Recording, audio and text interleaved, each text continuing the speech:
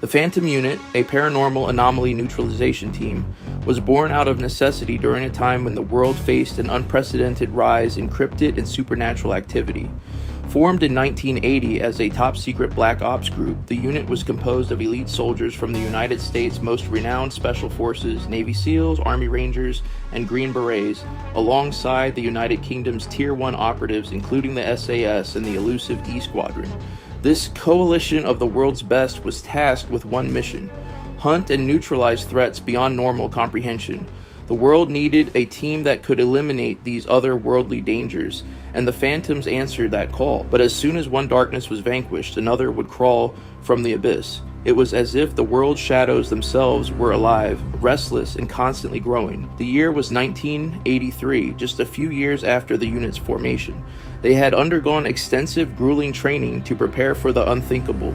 Their previous backgrounds in special forces had already molded them into the deadliest human soldiers alive, but their new mission required even more: psychological resilience against the paranormal, occult knowledge, and an arsenal that included not only state-of-the-art weapons, but also artifacts forged to combat dark forces. Eager for their first major operation, they were handed a mission that would test every ounce of their skill and sanity. It was the height of the Satanic Panic, a time when rumors of devil-worshipping cults and sinister rituals gripped the nation.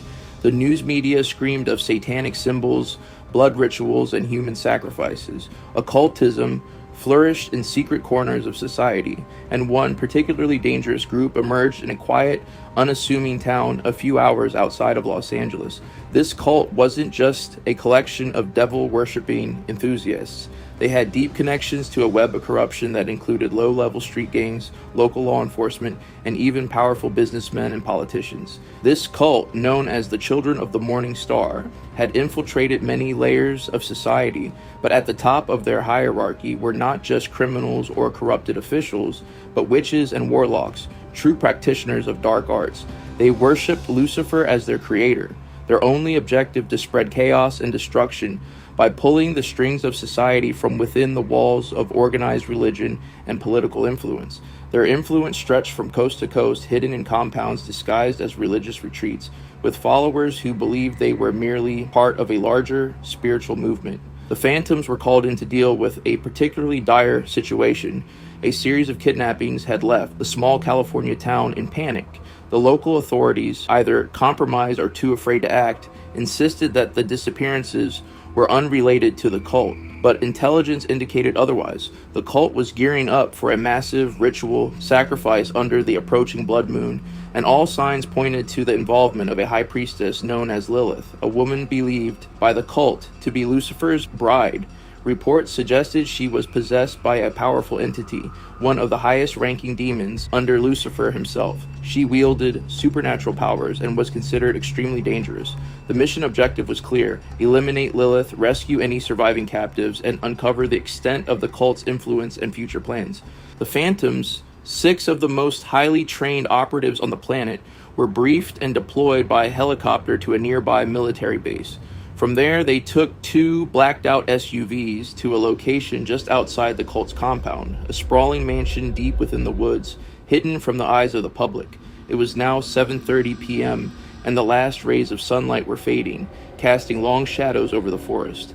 As they parked, the air grew heavy, the atmosphere thick with an unsettling energy. The mansion, once a luxurious estate, now stood as a temple of dark rituals. Its whitewashed walls were pristine, hiding the horrors that occurred within. The cult, dressed in white robes, stood gathered in the courtyard. An older woman stood on a raised platform, draped in black with striking white and silver hair, a stark contrast to the other cult members. This was Lilith, and she commanded authority with an air of malevolent grace. She gazed toward the blood moon that began to rise in the sky, preparing for the night's ritual. The Phantoms split up, taking tactical positions around the perimeter, waiting for the right moment to strike. The plan was to move swiftly, neutralize the cult members, and secure the mansion. But as they waited, a chilling silence fell over the compound. Suddenly, every cult member turned in unison. their blackened eyes staring directly toward the phantom's hidden positions. Without hesitation, the battle began. Cultists, possessed by dark entities, charged with inhuman speed and strength, engaging the phantoms in brutal close-quarters combat. These weren't ordinary humans anymore. They were faster, stronger, and seemingly impervious to pain. The phantoms fought with deadly precision, using not only their combat skills, but specialized weapons designed to fight the paranormal. Silver-laced bullets, runic blades, and EMP-like devices that disrupted the cultists' supernatural enhancements. The fight was savage, pushing the phantoms to their limits, but they were victorious, dispatching the majority of the cultists outside the mansion. With the outer compound secured, the phantoms regrouped and approached the mansion itself.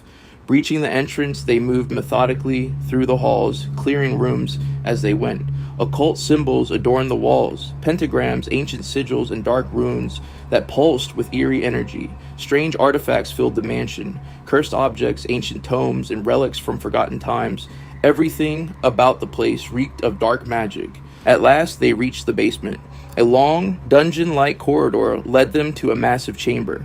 There, at the center of a pentagram, surrounded by flickering candles, stood Lilith, fully possessed. Her body levitated above the ground, her eyes glowing with a hellish light. 3 warlocks, even more powerful than the cultists outside, flanked her. Their black eyes and snarling faces indicated they were no longer human either, fully possessed by ancient demons. Lilith, her voice no longer her own, spoke with the booming authority of the Prince of Darkness himself. "You are too late, mortals. The age of man is over. The new dawn begins." The battle that followed was nothing short of apocalyptic. The warlocks unleashed blasts of dark energy, their supernatural speed and strength making them nearly invincible. The phantoms fought valiantly, but the tide of battle was brutal. One of the phantoms was taken down by a warlock. His neck snapped like a twig. Another fell to Lilith, who conjured a blade of pure dark energy and struck him down before he could react. Despite their losses, the remaining phantoms pushed forward, using every weapon in their arsenal. Their state-of-the-art gear combined with their relentless training proved too much even for the dark forces at play. One by one, the warlocks were taken down, and finally Lilith herself fell to a hail of silver bullets and runic blades. The phantoms stood victorious, but at a cost. 2 of their own were gone, fallen in the line of duty. As they surveyed the aftermath, they discovered a hidden door leading to a sub-basement. Inside, they found the kidnapped survivors, terrified but alive. But more chillingly, they uncovered evidence of a much larger, more sinister plot. The children of the Morning Star were only the beginning. This was no isolated cult. There were others, spread across the country, pulling the strings of society from the shadows. As the phantoms gathered the survivors and prepared to extract, one of the team members discovered something hidden beneath the stone floor of the basement. Unearthed from the shadows was an ancient tablet, inscribed with Sumerian cuneiform, its surface worn by centuries but still legible. The carvings depicted a sinister entity, towering and twisted, with malevolent eyes that seemed to watch them even from the stone. The script, although partially deciphered, spoke of a long-forgotten evil, one that predated humanity itself. This discovery hinted at a far darker force orchestrating events from behind the veil, and the phantoms realized they had only scratched the surface of a much deeper, ancient conspiracy. The phantoms had won the battle, but the war had only just begun.